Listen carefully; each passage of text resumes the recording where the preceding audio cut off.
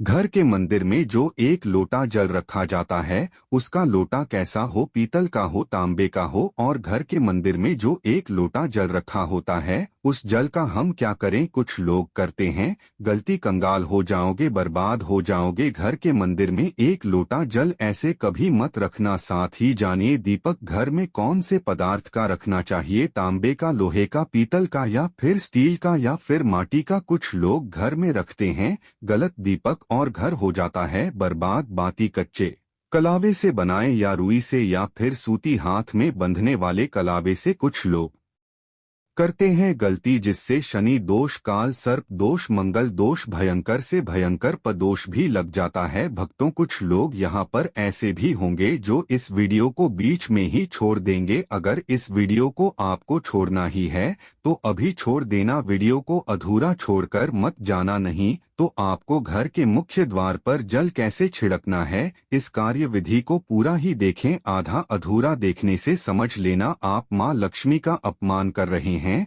भक्तों, बहुत समय से आप लोगों के प्रश्न आ रहे हैं कि मुख्य द्वार पर जल छिड़कने का सही समय और सही विधि क्या है, कैसे रखना चाहिए, और क्या मुख्य द्वार पर जल छिड़कने के लिए स्नान करना आवश्यक है या बिना स्नान किए छिड़काव किया जा सकता है। झाड़ू लगाने से पहले या फिर झाड़ू लगाने के बाद जल छिड़कना चाहिए, प्रश्न आया है। और जल से ही जुड़ा हुआ एक और प्रश्न है आपका कि घर के मंदिर में जो प्रतिदिन हम एक लोटा जल रखते हैं, उस जल का हमें क्या करना चाहिए? क्या हम उसे खाने में प्रयोग कर सकते हैं या फिर हम किसी पौधे में डाल सकते हैं? उस जल का उपयोग किस प्रकार से होना चाहिए? और कुछ लोगों का कहना यह है कि जब हम मुख्य द्वार पर छिड़कते है तो घर के अंदर की तरफ से जल छिड़के या घर के बाहर की तरफ से जल का छिड़काव करें। इसके बारे में कई लोग शंका में हैं। आज यह शंका भी दूर हो जाएगी। और मुख्य द्वार पर जल छिड़कने से संबंधित आपका अगला प्रश्न है कि कई ऐसे लोग हैं जो कि फ्लैट में रहते हैं, कुछ ऐसे लोग हैं जो किराए के मकान में रहते हैं। मुख्य द्वार पर दीपदान किस प्रकार से करना चाहिए, मतलब वह द्वार मानकर वहां पर मुख्य द्वार रखते हुए उपाय करें। तो आज की वीडियो पूरी तरह से आपके जल छिड़कने का क्या होता है और सही विधि क्या होती है, तो देखिए। अगर आप मुख्य द्वार पर जल छिड़कते हैं तो आपको ध्यान रखना है, जैसे कि आप एक तांबे का भी पात्र ले सकते हैं। तांबे का ना हो तो आप पीतल का ले सकते हैं, चांदी का ले सकते हैं। आपके पास उपलब्ध एक लोटे में थोड़ा सा गंगाजल डाल दीजिए और उसके ऊपर शुद्ध जल भर दीजिए। और हाँ, गंगाजल ना हो तो उनकी परेशान होने की आवश्यकता नहीं है। अब जैसे कि आप अगले दिन सुबह उठकर इस जल को छिड़कते हैं, बहुत से भक्तों के प्रश्न आए हैं, हम स्नान से पहले यह जल छिड़क सकते हैं ना, आवश्यक है? देखिए, मुख्य द्वार पर जो सुबह सबसे पहले जल छिड़का जाता है, जैसे कि जो रसोई में रखा हुआ जल है, यह एक तरीके से उपाय के तौर पर किया जाता है। भक्तों, घर में किसी भी प्रकार की परेशानी हो, किसी भी प्रकार के दुख दर्द रहता हो या फिर कलह क्लेश बहुत है, मतलब किसी भी प्रकार की नकारात्मक ऊर्जा से आप परेशान हैं, बहुत समय से परेशानियों में ही घिरे हुए हैं, तो ऐसे में घर की रसोई में रखा जाता है और यही जल घर के मुख्य द्वार पर सुबह उठकर छिड़का जाता है। इस जल के छिड़काव से आपके घर की कोई भी परेशानी हो बहुत शीघ्र समाप्त हो जाती है। इस उपाय को करने से आपके घर में सुख समृद्धि भी आती है, कलह क्लेश से भी मुक्ति मिलती है, बीमारियों से भी मुक्ति मिलती है। देखिए, किसी भी प्रकार की मानसिक परेशानी हो, शारीरिक परेशानी हो, आर्थिक तंगी हो, या आपके घर में कोई वास्तु दोष हो, किसी भी प्रकार का ग्रह दोष हो, जैसे कि कई बार ऐसा होता है कि कई लोगों के ऊपर कई प्रकार के बुरे ग्रह दोष का प्रभाव होता है, जिसकी वजह से घर में परेशानियां हमेशा बनी रहती है। तो दोषों के प्रभाव से भी आप वास्तु दोष और पितृ दोष भी समाप्त हो जाता है। इसके साथ ही जैसे कि बहुत से लोगों के प्रश्न होते हैं कि उनके ऊपर किसी ने कुछ कर दिया है, उनके परिवार में किसी भी प्रकार की पहले कोई परेशानी नहीं थी, लेकिन अभी कुछ समय से परेशानियां लगातार आती ही जा रही है और कोई रास्ता नहीं मिल रहा है परेशानी से निकलने का। तो किसी के भी किए कराए तंत्र मंत्र का प्रभाव से, मतलब इस एक लोटा जल से आपकी परेशानी स्वतः ही कुछ दिनों में समाप्त हो जाती है। तो यह घर की सभी परेशानियों से मुक्ति पाने का रामबाण और सबसे सरल, सबसे आसान उपाय होता है, जो हमारे सनातन शास्त्रों में वर्णित है। तो आप अपने घर की रसोई में एक लोटा जल रखें, रात में भरकर, और प्रातःकाल जल्दी उठकर इस जल से अपने घर के मुख्य द्वार को धोते हैं तो कोई समस्या नहीं होती है। लेकिन इस जल का छिड़काव घर के मुख्य द्वार पर सूर्योदय होने से पहले हो जाना चाहिए, क्योंकि क्या हमें स्नान करके इस जल का छिड़काव अपने घर के मुख्य द्वार पर करना चाहिए या बिना स्नान कर सकते हैं? मतलब यह एक उपाय होता है, तो इसे हम स्नान करने के बाद नहीं करते हैं। सुबह जल्दी उठते हैं और उठकर सबसे पहले घर की रसोई में जाएंगे, उसके बाद उसे जल को लेकर आप घर के मुख्य द्वार पर जाएंगे। मुख्य द्वार खोल दीजिए और उसके बाद मुख्य द्वार पर इसी जल का छींटा दीजिए, छिड़काव कर दीजिए। और जल का छिड़काव करते समय अपने पितरों का ध्यान कीजिए, माँ लक्ष्मी का ध्यान कीजिए, क्योंकि कहा जाता है कि सुबह सुबह माँ लक्ष्मी प्रत्येक द्वार पर आती है, सबके द्वार पर आती है। जिनके भी द्वार खुले होते हैं, जिनके घर में जल का छिड़काव मुख्य द्वार पर हुआ रहता है, उसके घर में प्रवेश कर जाती है। तो मंत्रों का अपने मन में ध्यान कीजिए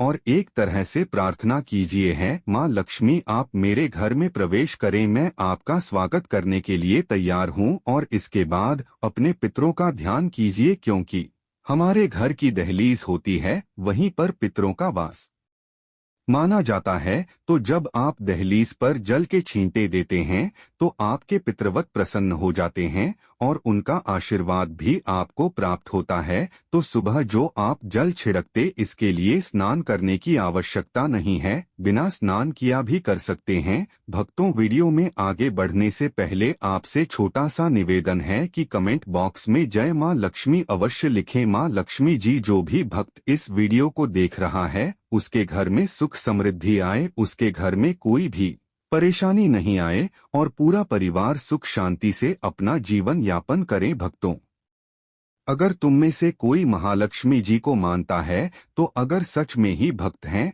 आप इस वीडियो को लाइक कर कमेंट बॉक्स में एक बार जय माँ लक्ष्मी लिख देना और उसके मन में जो भी मनोकामना बोल देना। भक्तों, आपका अगला प्रश्न है कि क्या झाड़ू लगाने के बाद हमें जल का छिड़काव करना चाहिए या फिर झाड़ू लगाने से पहले भी जल का छिड़काव कर सकते हैं? तो जैसे मैंने आपको पहले ही बताया था कि उठने के बाद सबसे पहला कार्य जो आपको करना है वह जल का छिड़काव ही करना है। जब हम सोकर उठते हैं तो सबसे पहले हथेलियों को जोड़कर हाथों को सामने से जोड़कर उसमें माँ लक्ष्मी का ध्यान किया जाता है। उसके साथ ही 5 देवताओं का ध्यान किया जाता है। 5 देवता कौन कौन से होते हैं? माँ दुर्गा, भगवान शिव, भगवान श्री हरि, विष्णु, गणपति, गजानन और भगवान सूर्य देवता ही करते हैं। हटके वेस्ट लक्ष्मी का, मध्य सरस्वती कर, मूल्य ब्रह्मा, प्रभाते कर दर्शन। भक्तों, इस मंत्र का उच्चारण आप चाहे तो कर सकते हैं। अपने इष्ट देव देवता का और 5 देवताओं का ध्यान अपनी हथेलियां में कर लीजिए। उसके बाद दोनों हाथ जोड़कर सभी देवी देवताओं को प्रणाम किया जाता है और उसके बाद अपने हाथ से पृथ्वी का स्पर्श करते हैं, धरती को छूकर प्रणाम करते हैं 2 बार या 3 बार और उसके बाद अपना दाहिना पांव पृथ्वी पर रखते हैं। आपके सभी कार्य होंगे उसके बाद ही किए जाएगा। जल का छिड़काव आप उसके बाद ही करेंगे, मतलब सुबह उठने के बाद सबसे पहले हथेलियां के दर्शन, फिर धरती को प्रणाम कीजिए, फिर धरती पर पैर रखें और उसके बाद रसोई में जाकर आपको जल लेना है। मुख्य द्वार खोलकर मुख्य द्वार पर जल का छिड़काव करना है। उसके बाद आप अपना स्नान करेंगे। यह सभी कार्य उसके बाद किए जाएंगे। और अब जैसे कि कई लोगों प्रश्न करते हैं, क्या इस समय हम घर के मुख्य द्वार पर झाड़ू लगाकर जल डालकर क्या हम मुख्य द्वार की अच्छे से सफाई कर सकते हैं? जी हाँ, बिल्कुल कर सकते हैं। तो रसोई में रखा उस जल का छिड़काव और भी पानी डालकर, मतलब अगर आपके पास जल और उपलब्ध है तो और जल लेकर और घर के मुख्य द्वार की अच्छी तरह से झाड़ू से या कैसे भी सफाई कर सकते हैं। और कई लोगों के प्रश्न आए हैं कि सिर्फ फ्लैट में रहते हैं या फिर किसी ऐसे कमरे में रहते हैं, किराए के कमरे में पास एक ही कमरे से हम अपना मुख्य द्वार मैन देखिए जो आपका अपना कमरा जहां पर लगा हुआ है, आप इस स्थान पर दीपक दान में इस स्थान पर आपको जल का काम करना है। मतलब जहां पर अगर एक ही कमरे का मकान है तो आपके कमरे का दरवाजा है, वहीं पर आपको थोड़ा सा जल छिड़क दें और वहीं पर आप दीपदान भी करेंगे जो कि मुख्य द्वार से जुड़े हुए उपाय होते हैं। वह आप अपने घर के मतलब जो अपना कमरा है उसके बिल्कुल दरवाजे के पास ही करेंगे। और आपका अगला प्रश्न है क्या पीरियड में हम अपने घर के मुख्य द्वार पर जल का छिड़काव कर सकते हैं? बिल्कुल कर सकते हैं। जल का छिड़काव करने के लिए पीरियड हो या ना हो जल का छिड़काव कर सकते हैं। रही बात पूजा की, पीरियड समाप्त होने के बाद ही आप कर सकते हैं भक्तों। बाकी जल का छिड़काव आप कभी भी कर सकते हैं, पीरियड्स में भी कर सकते हैं, कोई समस्या नहीं है। और आप घर के मंदिर में जो हम जल रखते हैं इतना जरूरी है तो उसे जल का क्या करें, घर के मंदिर में जल रखना बहुत आवश्यक है। जल एक ऐसी चीज होती है जिसमें सभी प्रकार की जो ऊर्जा होती है ऑब्जर्व हो जाती है। तो जो हम पूजा पाठ करते हैं, मंत्रों का जाप करते हैं या वहां पर प्रार्थना करते हैं, जो भी हमारे अपने मन की कामना भी कहते हैं भगवान से, तो सभी चीज उस जल में समाहित हो जाती हैं। इसलिए पूजा करने से पहले घर के मंदिर में एक लोटा जल रखा जाता है और मतलब एक दिया रख दिया जाता है। यह अग्नि और जल का एक तरह से बैलेंस भी हो जाता है और इसलिए सनातन शास्त्रों के अनुसार घर के मंदिर में एक लोटा जल भी हमेशा होना चाहिए और दीपक भी प्रज्वलित करना चाहिए। तो अब इस जल का करना क्या चाहिए देखिए, जब हम जल रखते हैं सुबह की पूजा में रखते हैं, मतलब सुबह जो हम पूजा करते हैं प्रातःकालीन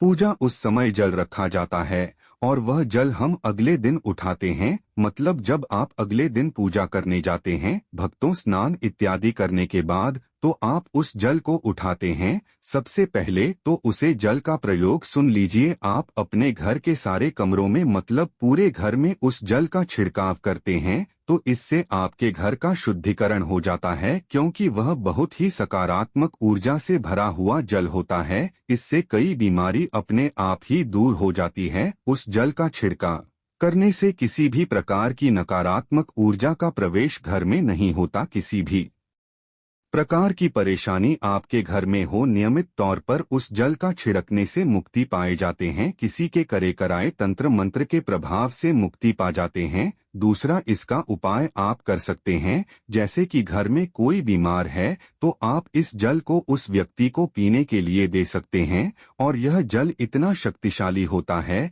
कि इस जल को पीने से बड़ी बीमारियों से मतलब लंबी बीमारियों से भी धीरे धीरे राहत मिलने लग जाती है। कई बार होता है ना कि आप लोगों के प्रश्न आते हैं कि दवाई तो हम कर रहे हैं लेकिन दवाई हमें लगता ही नहीं है, दवाई का कोई प्रभाव ही देखने को नहीं मिलता। तो ऐसे में अगर दवाई के साथ साथ उस जल को पीने के लिए रोगी को दिया जाए, यानी दवाई इसी पानी से अगर खाई जाए तो बहुत अच्छी दवा। जैसे कि परिवार में अगर बहुत अधिक कलह क्लेश रहता है, आपस में सामंजस्य बनता ही देखो परिवार के सभी सदस्य इस जल में से लेते हैं तो थोड़ा थोड़ा विचारों में परिवार सभी के होने में समन्वय होने लग जाता है। घर से कलह क्लेश और भेद हमेशा के लिए समाप्त हो जाते हैं। और घर के मंदिर में रखे हुए जल का अगला उपाय क्या है देखिए, अगर आप कोई दुकान करते हैं, कोई व्यापारिक स्थल है आपका, तुम किसी जल में से थोड़ा सा जल ले जाकर दुकान पर व्यापारिक स्थल पर छिड़काव कीजिए। इससे आपका दुकान बहुत अच्छा चलता है, मतलब किसी भी प्रकार की परेशानी आपकी व्यापारिक स्थल पर नहीं आती है। क्योंकि जैसा मैंने आपको बताया यह जो जल होता है बहुत शक्तिशाली होता है। बहुत घर के मंदिर में रखा एक लोटा जल शक्तिशाली और सकारात्मक से भरा क्यों होता है?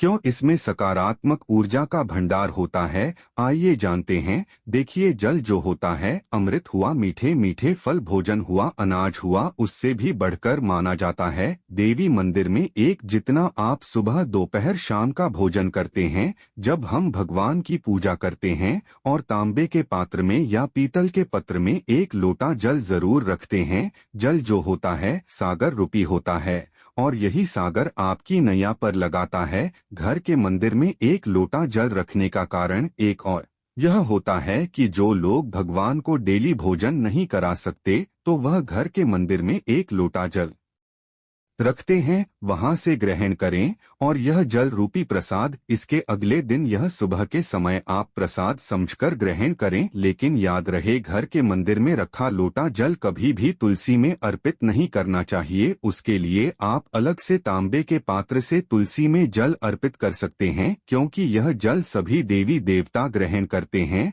तो इसीलिए तुलसी में डालना वर्जित है। लेकिन हाँ, अगर आपके घर में लड्डू गोपाल है, राधा कृष्ण है और आप एक लोटा जल उनके लिए अर्पित करते हैं, तो आप अगले दिन यानी सुबह के समय वह जल तुलसी में चढ़ा सकते हैं। घर के मंदिर में जो एक लोटा जल रखा होता है, उसके अगले यानी सुबह के समय आप इस जल से अपनी आंखें जरूर धोया करें। इससे आंखों में रोशनी बढ़ती है और आंखों में जितनी भी बीमारी आ जाती है वह दूर होती है। दोस्तों, वीडियो को लाइक करें व कमेंट में जय मां लक्ष्मी लिखें। हर हर महादेव।